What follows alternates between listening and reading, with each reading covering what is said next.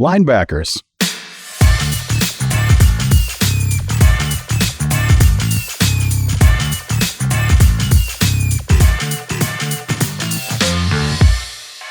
There's been a lot of, what's the word? Minging in the Lions blogosphere / draft Twitter community about the team choosing Jack Campbell. So today I'm going to go into whether taking a linebacker or not is a particularly good idea and why. So to start, I mean, it's a little bit more common for linebackers to be taken than running backs. That's just in terms of sheer numbers. There have been 17 linebackers taken since 2015, whereas if I recall correctly, I didn't go back and look, but I think it was 14 for running backs. It may have been 15. A relatively similar number, but the success rate on those picks is as far apart as any two positions in the NFL. So let's take a quick look here at the players that we're talking about. In 2015, one linebacker was taken, and that is Shaq Thompson, who has been a starter in the league basically that entire time, but has never made a single Pro Bowl or an All-Pro, and only has one season with an AV, which is a stat used by Pro Football Reference, just determining when good or bad things happen. Where is this player in relation to those good or bad things? And then just kind of gives them a number. If a guy made a tackle in his gap, that's a plus. If a guy missed a tackle in his gap, that's a minus. Yada, yada, yada. You see what I'm saying? It just gives every player in the NFL a number. And 7 is kind of your baseline starter level. So 8+, that's what I'm using for this, just as, did they have any good years? He had 1 in his entire career. It took him 5 years to get to where he was even amassing like real volume stats of 100 tackles. He's a starter in the NFL. That's about it. Actually there were 2 in 2050. I misspoke. Stephon Anthony, who is a name I forgot prior to doing this and have forgotten even since I did the write-ups on this. Hasn't been on a roster since 2019. Honestly, I forgot the name. I didn't remember anything about the player, even though I was heavily invested in writing draft content at this point. He ended 2016 and 2017 on IR with knee injuries. That's probably why he, basically wasn't successful. But no Pro Bowls, no All-Pros, not a single season above 8 on the AV. Next we get to 2016 draft, where this time there is actually only one guy who got drafted, and that's Ohio State's Darren Lee, who also has 0 Pro Bowls, 0 All-Pros, and 0 seasons with an 8 AV. He had some turnover luck in 2018. That was basically his only halfway decent year. So it took him 2 years of garbage to have one good year, and then he has since kind of fallen out of the league. Hassan Reddick in 2017 was the highest drafted linebacker. You may know Hassan Reddick as the guy who has had 10 sacks in basically in each of the last 3 seasons, because they moved him back to the position he played in college. And this is one of the cardinal draft mistakes. He was drafted to play off-ball linebacker despite having no college tape playing off-ball linebacker, because his athletic traits said he should be an NFL linebacker. We'll get back to this later. There's a specific team that does this a lot. Cardinals. So anyway, as an off-ball linebacker, he was terrible. He has made a Pro Bowl and had an AV 8+ season as a pass rusher since they moved him back to his college position after 3 years of terrible linebacker play. After Hassan Reddick, Detroit Lions fans might be familiar with a man named Jared Davis. Now, we're going to get into some stuff about Davis later. He peaked in his second year. Every year under a certain coach, Matt Patricia, he got worse in that defense. Every year he played in that defense, it played to none of his strengths and required him to do everything that he was terrible at.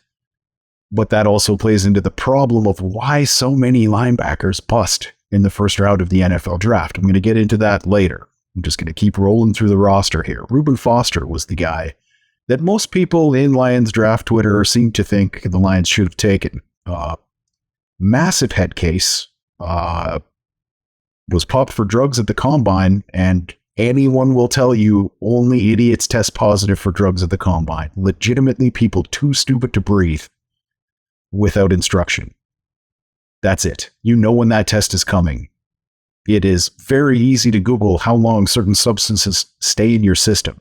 And he was not capable of doing that, so he tested positive and made a huge ruckus at the hospital where they were doing the drug testing, apparently because he was trying to get out of doing it that weekend. Not a good player. 2018, much better. Much better season for linebackers. You got Roquan Smith of the Bears until he got traded to the Ravens and signed a $20 million a year contract. And you have Tremaine Edmunds of the Bills until this offseason when he signed a $20 million a year or whatever it was contract with the Bears.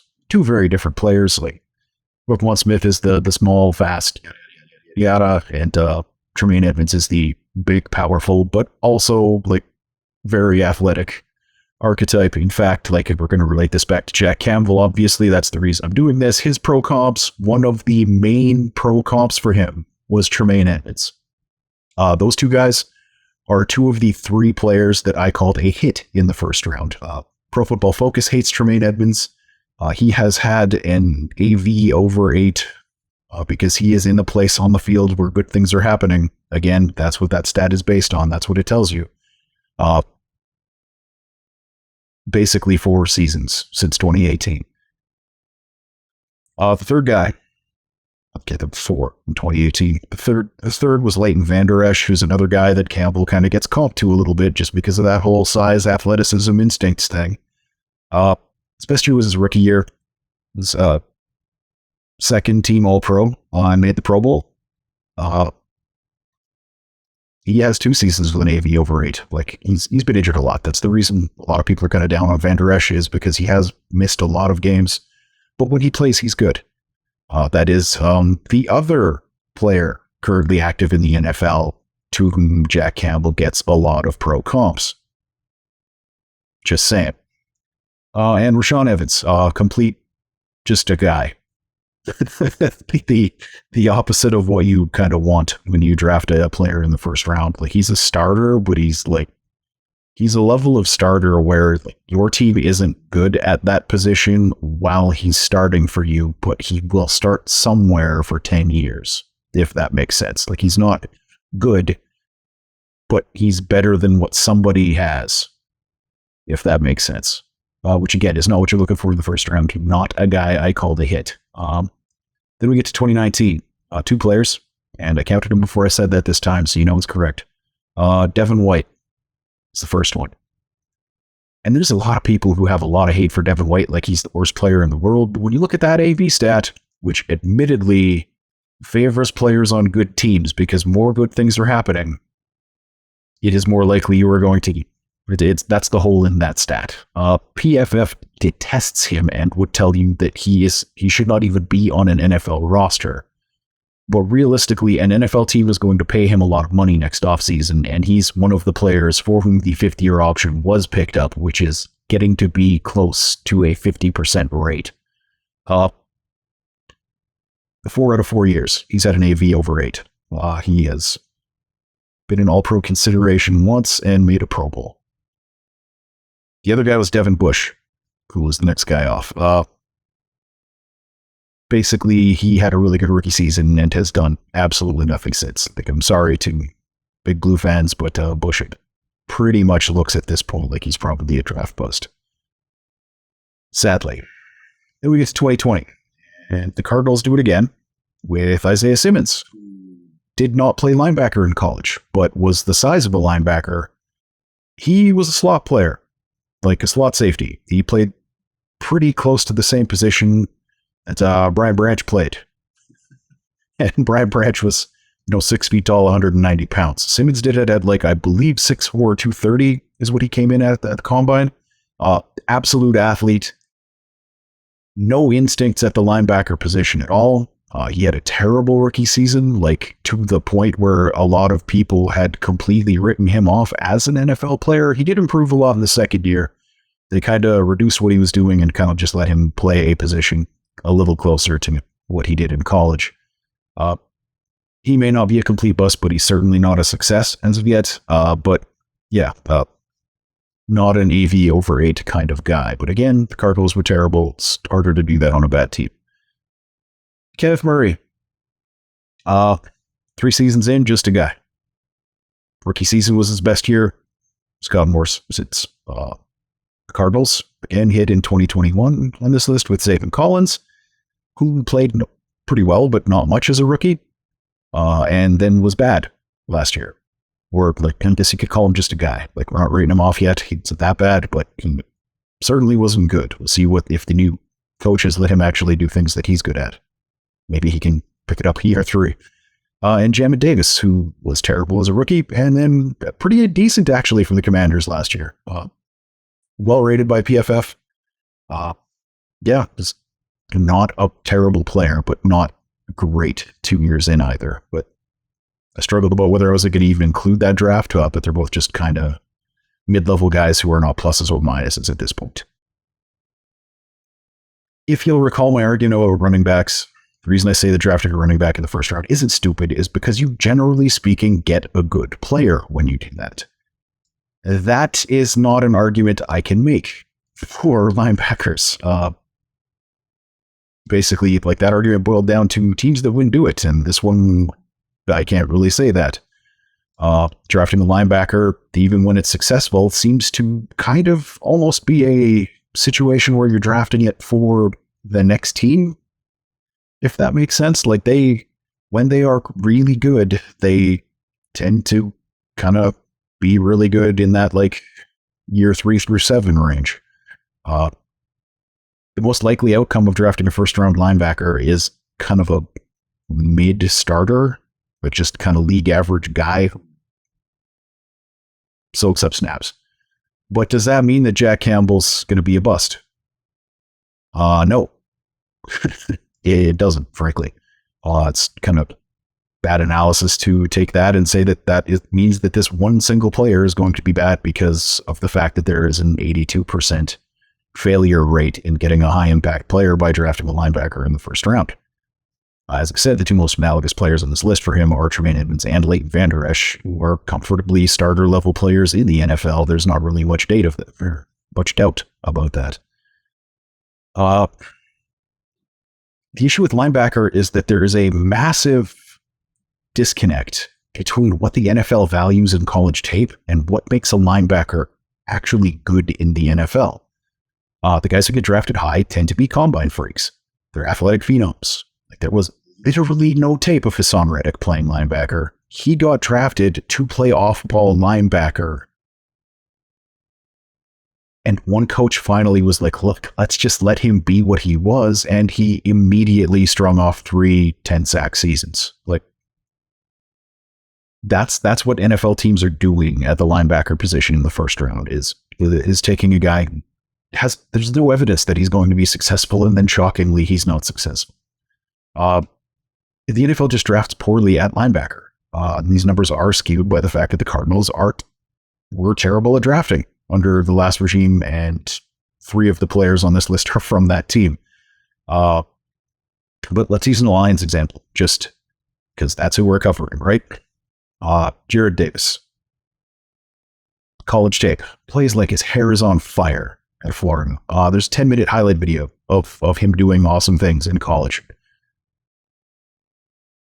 And that film, like, looks really cool, but a lot of it is actually bad linebacker play, if that makes sense. And I'm going to kind of go into why a little bit here. The knock on Davis is that he has literally no control over what he's doing.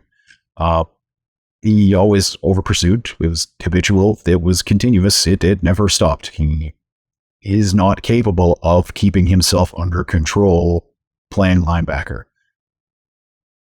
Basically, the only good plays he ever made as a pro or in college were when he was able to just run in a straight line forward and tackle a person, and he was elite at that. Unfortunately, that isn't what linebackers are supposed to do. But it seems to be what the NFL and also draft Twitter value more than anything else is that completely, I don't want to say unnecessary skill set, but it's not most of what a linebacker is supposed to be doing. It's the end. It's the end of a good process. You then get to do that. But if your whole process is doing that, you're not a good linebacker. I hope that makes sense. Like Davis, either literally standing motionless or running full speed. That was the two, like it was literally like an off-on switch on his Florida tape that got him drafted in the first round. He was either standing with flat feet looking at what was happening or sprinting towards something. The analogy I like to use for a player like Jared Davis is he's like a dog chasing a car. When that is the right thing, he is the right person. When you need literally anything else, completely outside his skill set. A way to see this, if you go back and look at these highlights, is when he's running a play down, his shoulder pads 100% of the time are perpendicular with the line of scrimmage on an almost 90-degree angle most of the time. Like he is running sideways from sideline to sideline. And that's not good because you can't adjust. You like if the guy cuts, you're done. It's over. That's how you create seams in the defense for zone running schemes to make giant plays, is by turning your shoulders towards the sideline.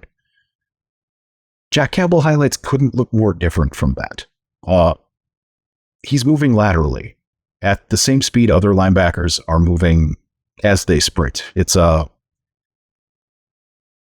just a stark comparison between the two. Like I keep hearing people say that Campbell's athleticism doesn't show up on tape, and I'm going to respectfully disagree, which, as you guys may know, is not a thing I do very often. Usually more than happy to tell somebody that they don't know what they're talking about. But I'm going to stop short of that here, just because it is a visual thing that is kind of hard to pick up, and it's a little bit the nuance of the position.